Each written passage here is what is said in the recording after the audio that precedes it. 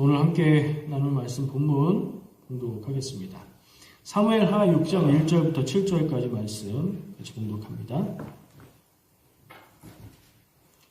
사무엘하 6장 1절부터 7절까지 말씀입니다.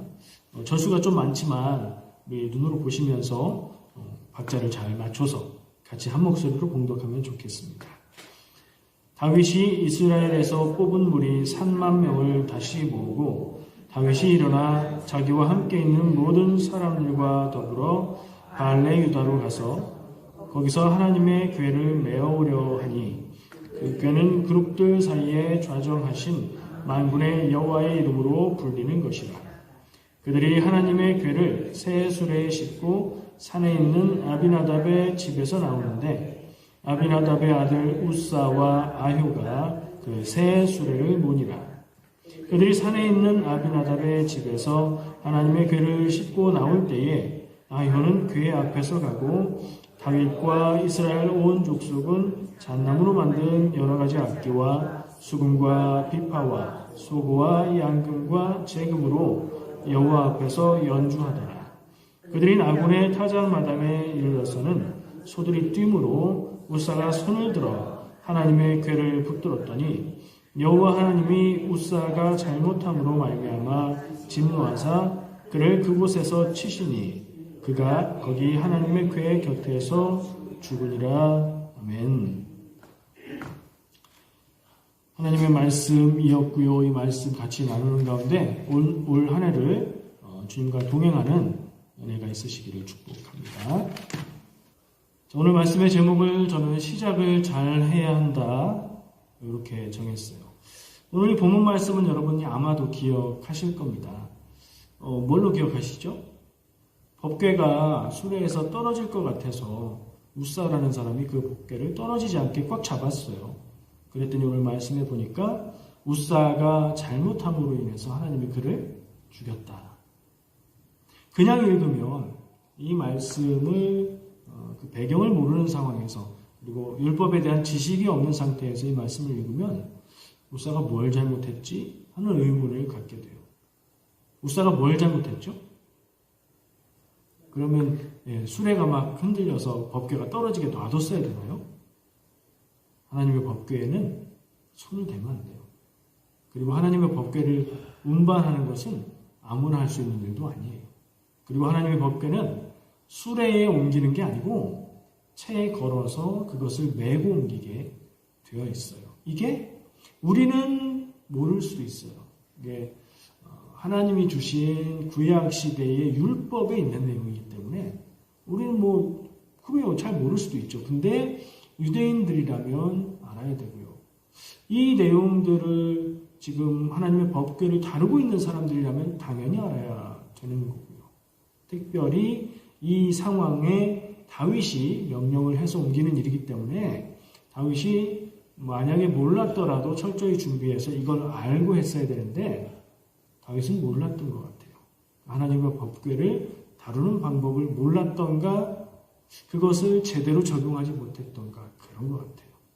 우사도 잘못했고요. 법에 따라서 율법에 따라서 잘못한 거고요. 더 큰 잘못은 다윗에게 있는 겁니다. 그걸 알고 보면 이 상황이 굉장히 안타깝게 느껴져요. 자, 오늘은 2023년 새해 첫날 1월 1일이에요. 새해 첫날이 주일하고 겹치는 경우가 많지는 않을 거예요. 특별한 해인 것 같아요. 그래서 여러분들과 함께 나눌 말씀을 준비하면서 생각해 봤는데 아마 누가 뭐래도 오늘 나눌 주제는 시작에 대한 얘기가 되어야 되지 않을까 하는 생각을 갖게 됐어요. 첫날이고 첫 번째 예배고 그죠? 성경에서 볼 수 있는 좋은 시작, 오늘 본문 말씀은 시작과 어떻게 연결되지 하는 느낌이 들 수도 있는데 참 좋은 시작이다 라고 떠오르는 장면이 있으실 겁니다. 솔로몬이 왕 위에 오르고 나서 오늘 본문 말씀에 나오는 다윗의 아들이죠. 솔로몬이 왕 위에 오르고 나서 하나님 앞에 일천번제를 드립니다. 하나님 앞에 큰 제물을 오랜 기간, 오랜 많은 정성을 드리는 그런 제사를 하나님 앞에 드립니다. 언제요? 왕의 일을 시작할 때요. 시작을 그렇게 하나님 앞에서 정성을 다해서 하는 것은 굉장히 중요한 일입니다. 성경 말씀을 볼 때에 무엇인가 시작할 때에 하나님 앞에 제단을 쌓고 했다, 하나님 앞에 기도하고 했다, 이런 내용이 나오면 그 내용들은 잘 풀리는 걸 볼 수 있고요. 왜 일이 이렇게 안 됐지? 그래서 그 일이 시작되는 시점을 되돌아가서 읽어보면 하나님 앞에 묻지도 않고 제사도 하지 않고 자기 마음대로, 자기 뜻대로 하는 경우들이 많습니다. 솔로몬은 하나님 앞에 정성껏 제물을 드리면서 자기의 통치를 시작하고 있어요. 그래서 좋은 시작이 좋은 예라고 봐요. 근데 솔로몬은 아쉬운 점이 있어요. 시작은 좋았는데 끝이 어땠어요? 솔로몬의 끝은 여러분 잘 기억 못하시죠? 잘 얘기 안 하거든요. 솔로몬은 지혜의 왕이고 놀라운 지혜와 부와 뭐 이런 거 다 가졌다고 얘기하고 좋다고 얘기하는데 솔로몬의 마지막은 좋지 않기 때문에 얘기를 안 해요. 하나님 앞에 버림받았습니다.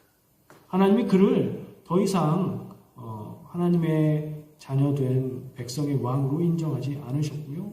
솔로몬 이후에는 나라가 나누어지게 되는 그런 일들이 있게 돼요. 하나님이 경고를 하셨음에도 불구하고 솔로몬은 돌이켰다는 내용이 성경에 없어요. 했을지도 모르죠. 근데 성경에 기록에는 없어요. 그래서 아마 돌이키지 않은 것 같아요. 좋게 시작했지만 나쁘게 끝나는 거, 이거 예로 들고 싶지 않았어요. 다윗은요, 이게 다윗의 왕위의 시작이라고 할 수 있는 장면은 아니에요. 다윗은 이미 왕이 되었어요.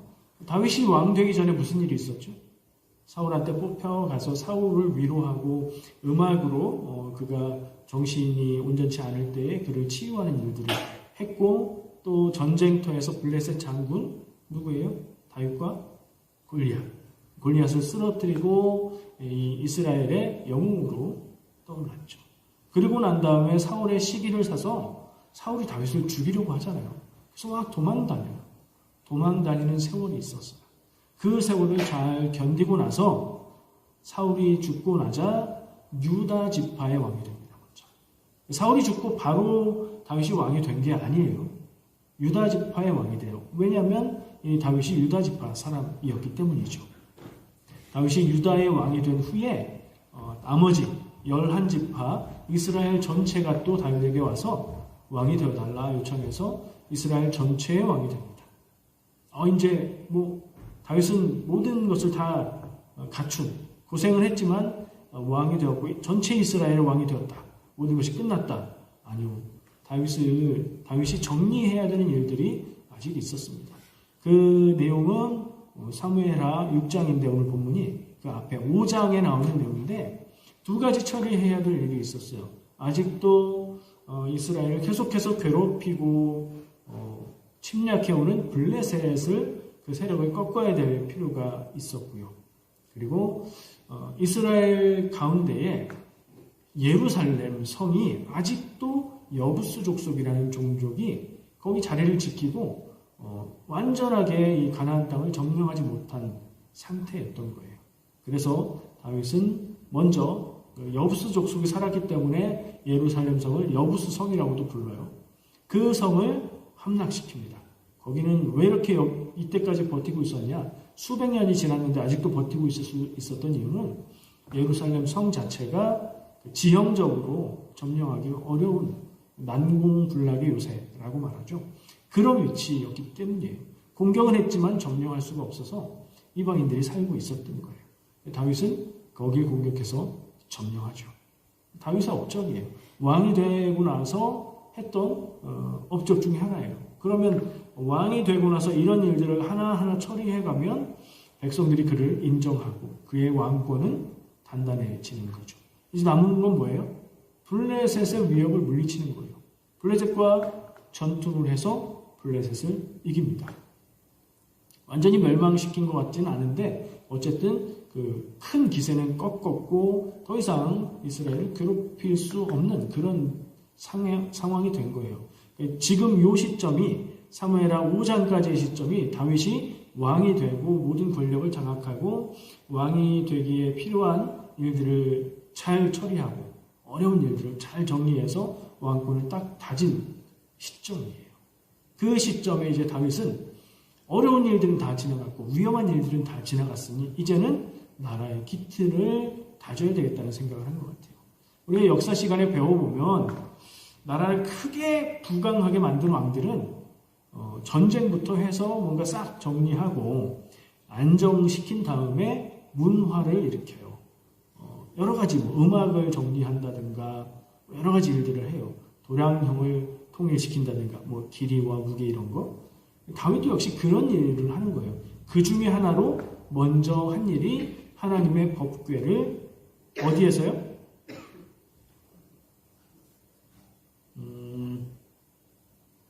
바알레 유다, 본문에 나와 있어요. 바알레 유다에 머물고 있는 하나님의 법궤를 이제 새로 점령해서 이스라엘의 수도로 삼고 다윗성으로 그렇게 명명했던 예루살렘으로 옮기는 일을 하려고 하는 거예요. 오늘 본문 말씀을 자세히 보시면 1절에 다윗이 이스라엘에서 뽑은 무리 3만 명을 다시 모았다. 전쟁하기 위한 게 아니라 이 법궤를 옮기는 빅 이벤트, 그러니까 정권을 잘 다지는 지지율을 높이기 위해서 하는 가장 중요한 이벤트로 생각해서 3만 명을 모았어요. 이게 아무나 부른 게 아니라 이스라엘에서 뽑았다는 표현으로 볼 때 모든 지파, 이스라엘의 12지파에서 골고루 사람들을 선발한 거예요.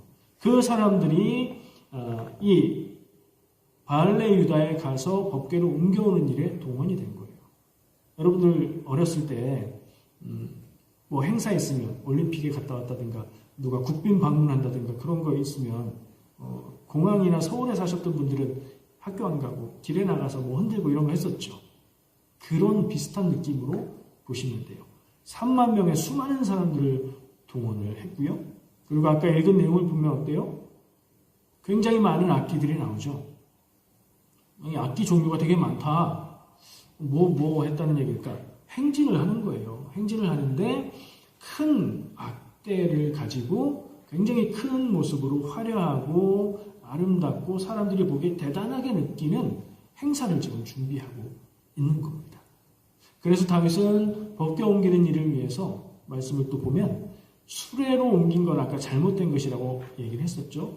근데 그것도 정성이 없었던 건 아니에요. 정성을 들여서 새 수레를 만듭니다.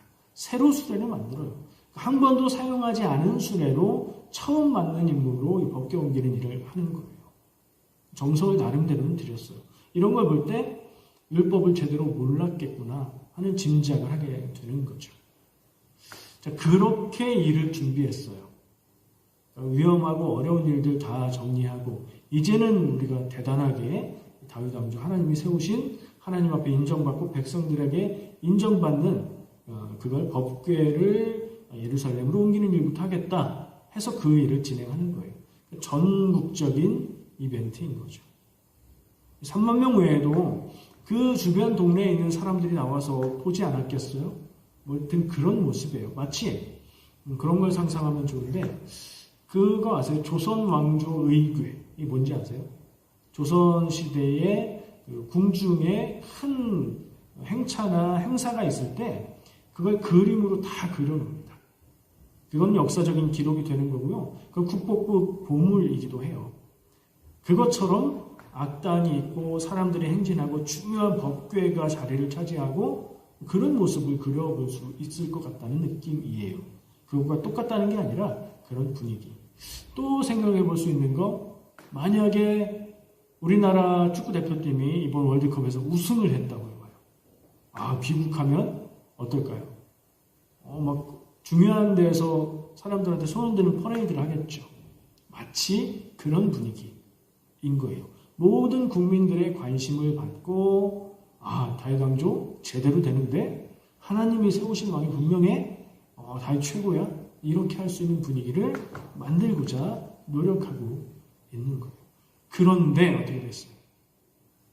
그 일이 진행되고 있는데 사망사고가 생긴 거예요.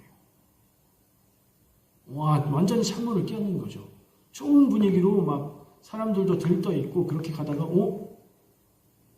그냥 사람이 갑자기 법궤가 흔들려서 붙잡았는데 그 자리에서 죽어버린 겁니다. 다들 깜짝 놀라고 이 달아올랐던 분위기는 차갑게 식어버렸을 거고 사람들은 어찌해야 될지 몰랐을 거고 다윗은 어떻게 했대요?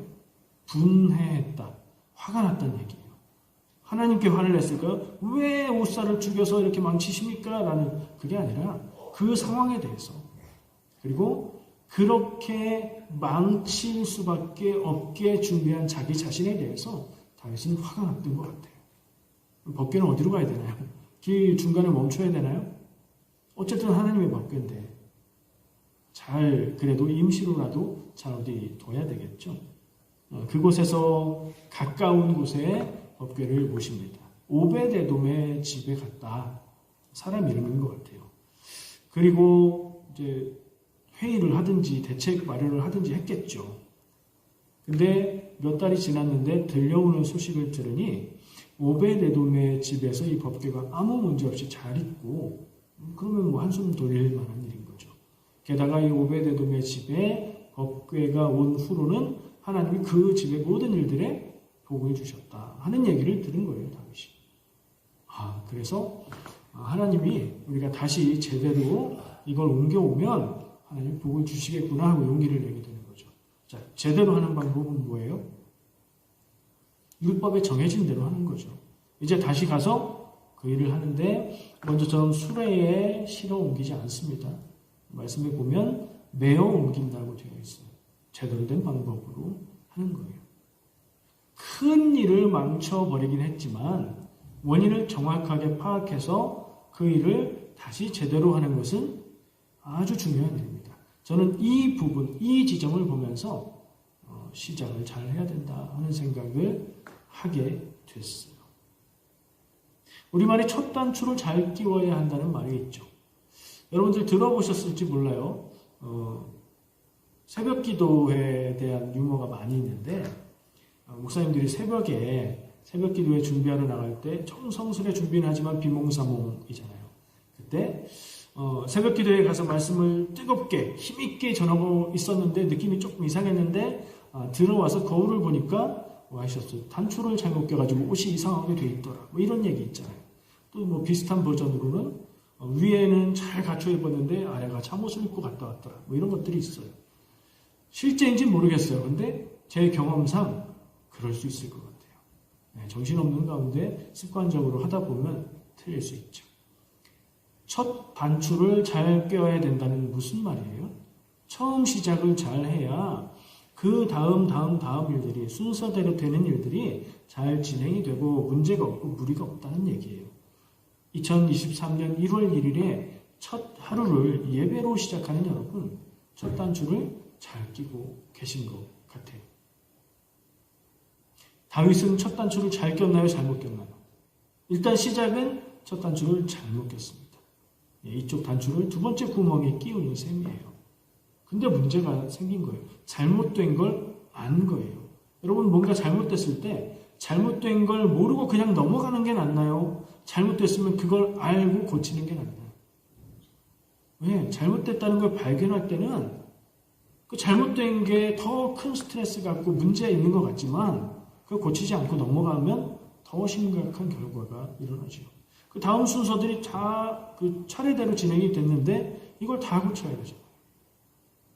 그래서 첫 단추를 잘 끼워야 하는 거고요. 다윗은 첫 단추 시작은 잘못 끼웠지만 고쳐 끼울 수 있는 기회를 갖게 된 거예요. 저는 이거 역시 하나님이 다윗에게 주신 복이라고 생각합니다. 어떤 일이든지 시작하는 시점에 잘 해야 그 일이 잘 되고 끝까지 문제가 없지요. 당연한 얘기예요. 근데요, 살다 보면 중요한 일일수록 우리가 마음을 많이 쓰고 준비를 많이 할수록 문제는 생기기 마련이에요.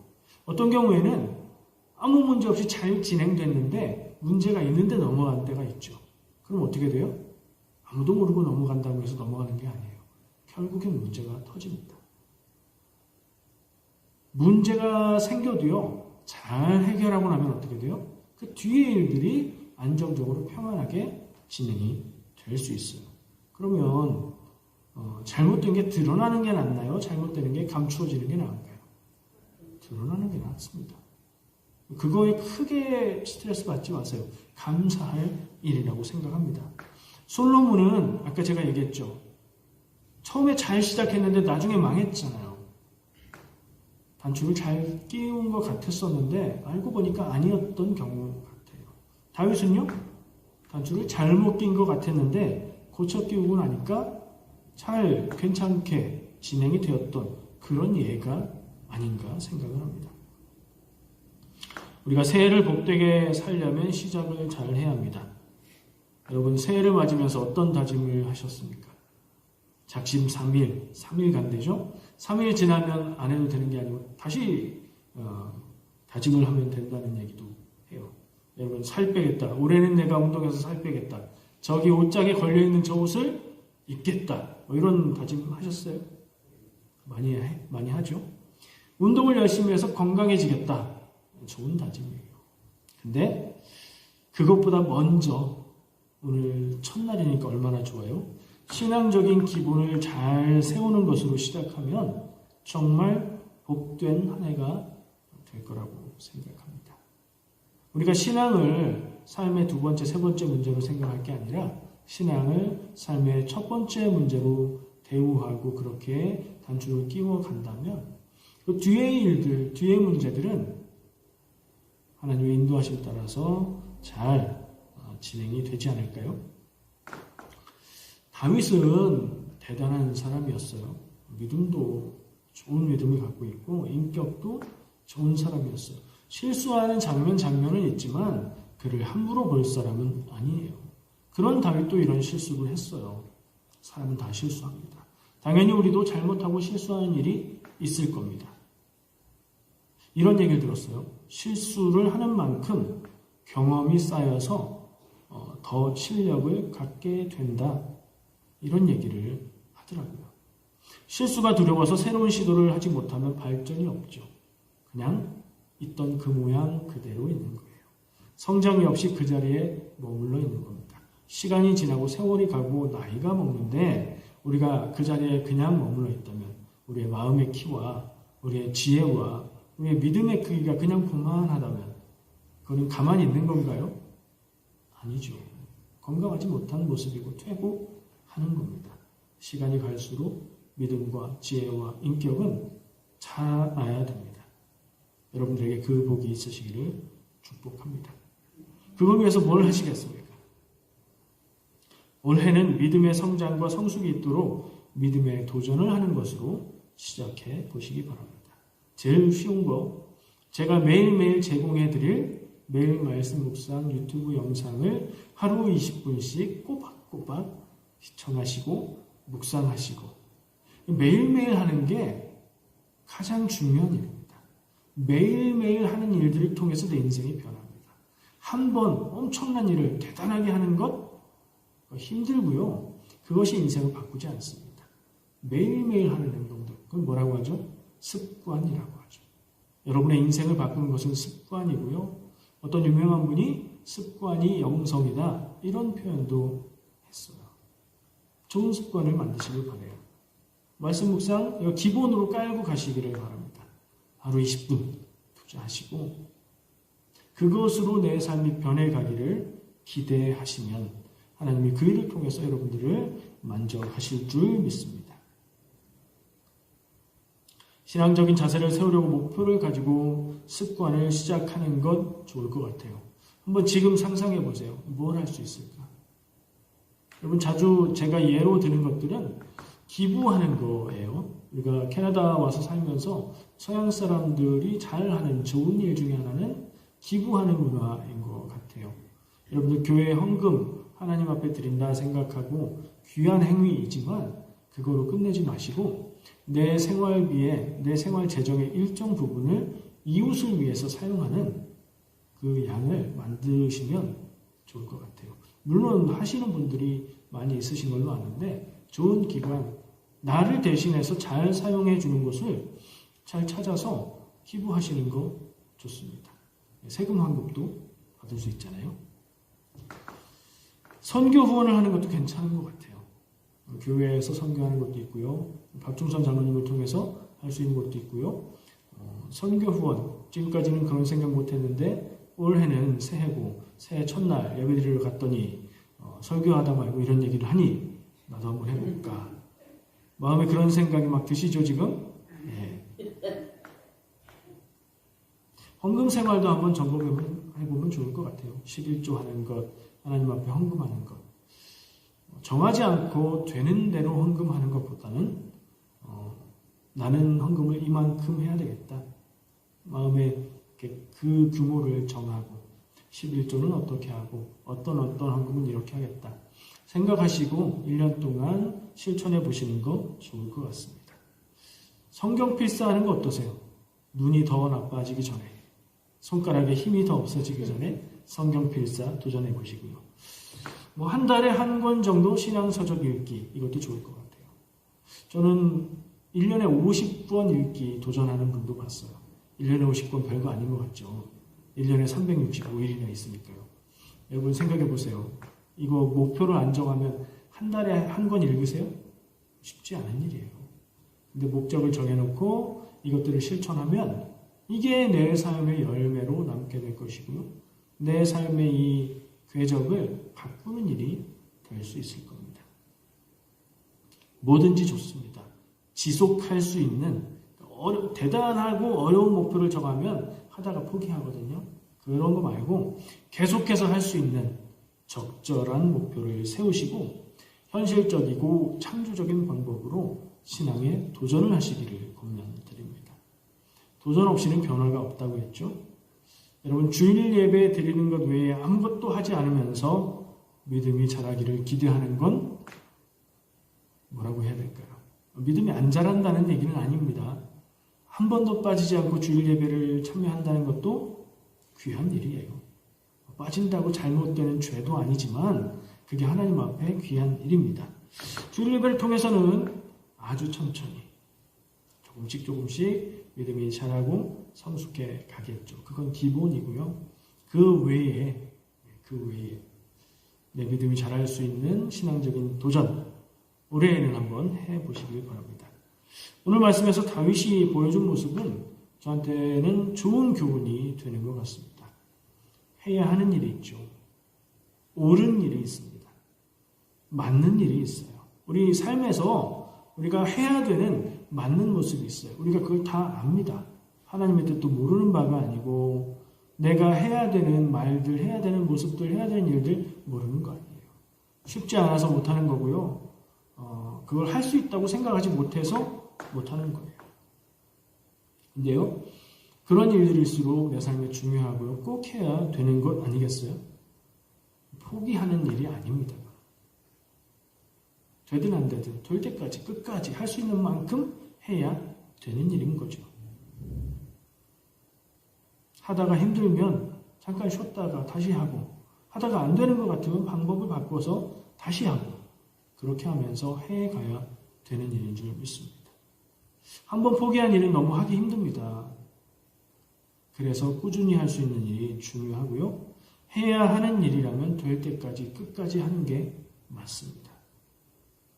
많은 경우에 안 되는 일은 나의 한계 때문인 경우가 많습니다. 이건 사람이 할 수 없는 것 같아. 이런 생각이 들지만 그렇다기보다는 내 믿음의 한계, 내 실천의 한계가 거기까지인 거죠. 자, 한계라면 어떻게 하시겠습니까? 여러분이 무언가 도전해서 한계를 만난다면 어떻게 해야 될까요? 운동을 시작했습니다. 처음엔 재밌는 것 같더니 도저히 모르겠고 안 됩니다. 여기가 제일 많이 포기하는 때죠. 근데 실력을 높이고 잘 하려면 어떻게 돼요? 그 때를 견디고 계속해야 되고 기본을 잘 다져야 되죠. 신앙생활의 도전도 우리의 삶에서 우리가 성도로서 해야 되는 일들도 이 한계가 사람마다는 다르겠지만 누구에게나 부딪혀 올 겁니다. 그럼 우리는 절망하죠. 못하는 건가 봐. 이거 안 되는 건가 봐. 내가 잘못 생각했던 것 같아. 아니고요. 한계는 자꾸 부딪히고 도전할수록 그 한계를 넘어서는 능력이 우리 안에서 생겨납니다. 하나님이 주시는 줄 믿습니다. 믿음의 한계를 만나시기 바랍니다. 한계를 만나지 않으면 넘을 수도 없으니까요. 믿음의 한계를 안 만나고 싶어. 그런 절망감이 싫어. 나는 그냥 적당한 수준에서 하고 싶어. 그러지 마세요. 신앙은 그런 거 아니에요. 한계를 빨리 만나는 거고요. 한계를 넘어서는 노력을 내가 하는 겁니다. 그리고 그때 하나님께서 우리의 능력이 되어주셔서 넘어서게 해주실 겁니다. 내 믿음의 한계, 내 행함의 한계, 내 지식의 한계, 인격의 한계, 사랑의 한계를 조금씩 넓혀가고 넘어가면 어떤 일이 생길까요? 내 인생이 달라집니다. 내 인생에 영향을 받는 다른 인생들이 달라집니다. 나를 보고 다른 사람들이 더 따라올 수 있습니다. 이거 해야 되겠습니까? 뭘 해야 되겠습니까? 난 그런 거 몰라요. 그냥 편한 게 좋아요. 편한 게 아니라니까요. 우리에게 허락하신 마지막 날까지 우리는 이 일을 해야 됩니다. 믿음에 있어서, 인격에 있어서, 지혜에 있어서, 특별히 하나님을 아는 것에 있어서. 그래서 성경 말씀 한 번 통독해도 또 읽습니다. 또 읽으면 또 깨달음을 주십니다. 깨달은 일들이 내 삶을 변하게 하고 나에게 신앙의 모습을 더 넓혀가게 하죠. 그게 내 삶을 바꾸고 우리 교회에 영향을 주고 그런다니까요. 세상을 바꾸는 일입니다. 그렇게 할 때마다 주님 앞에 한 걸음 한 걸음 가깝게 가게 되는 것인 줄 깨닫고 믿으시기를 축복합니다. 2023년 하나님이 주셨습니다. 귀한 새해를 주셨습니다. 새물건 딱 열듯이 설레는 마음으로 살기 시작하는 새해인데 마지막 날까지 감사와 기쁨이 넘치시기를 축복합니다. 기도하겠습니다. 사랑과 은혜의 주님 감사합니다. 오늘 예배하고 말씀을 나누었습니다. 우리 마음 가운데 주신 생각들, 다짐들 우리가 놓치지 않고 붙잡고 나갈 수 있도록 주여 인도하여 주시옵소서. 예수님의 이름으로 기도합니다. 아멘.